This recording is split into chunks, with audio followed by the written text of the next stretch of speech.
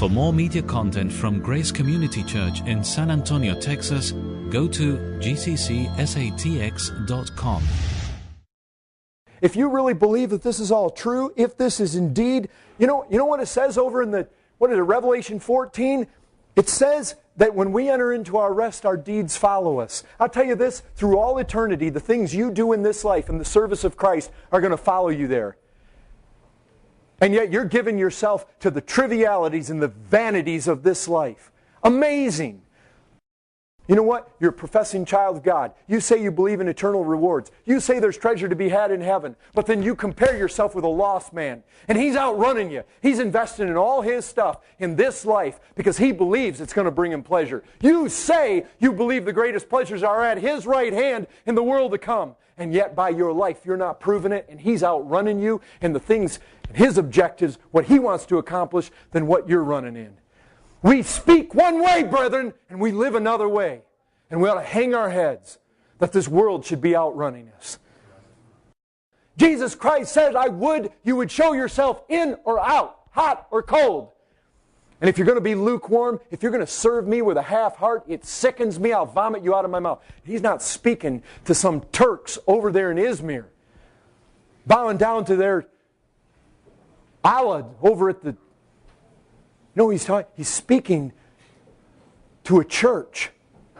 Just like I'm speaking to now. Not to the lost hordes out there. He's speaking to the church. And he's saying, if you're going to try to serve me with a half heart, divided heart, I hate it.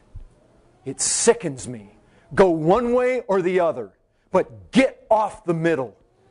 And if you're not ready, listen, and I say this as far as membership to this church, if you're not willing to commit to be hot and to commit to go all the way, I'm not saying God may not move you, God may not take you another place, that may happen. But when you come, you need to be committed to serve the living Christ with some heat, with some fervency, with some passion, with some commitment. If you want to play games, there's a lot of other places you can go play games.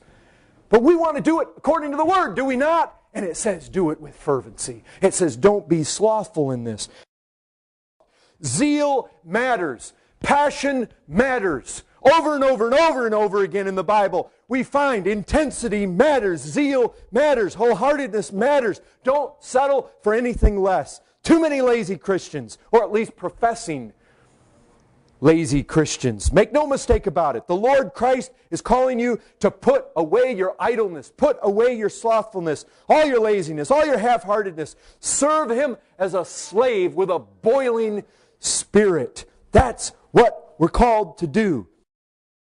Brethren, don't be slothful. Don't be idle.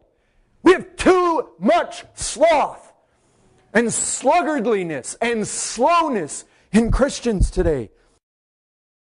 I'm serving the one who died for me. I'm serving the one who gave Himself for me. I'm serving Him who gave Himself up a fragrant offering to His Father on my behalf. Now let that sink in.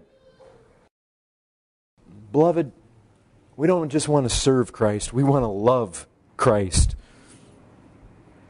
We're not like those pagans.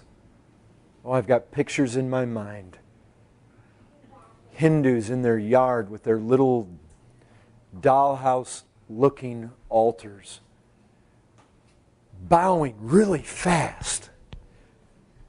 And it's almost like you look at it and it's like that can be real. We're not like them.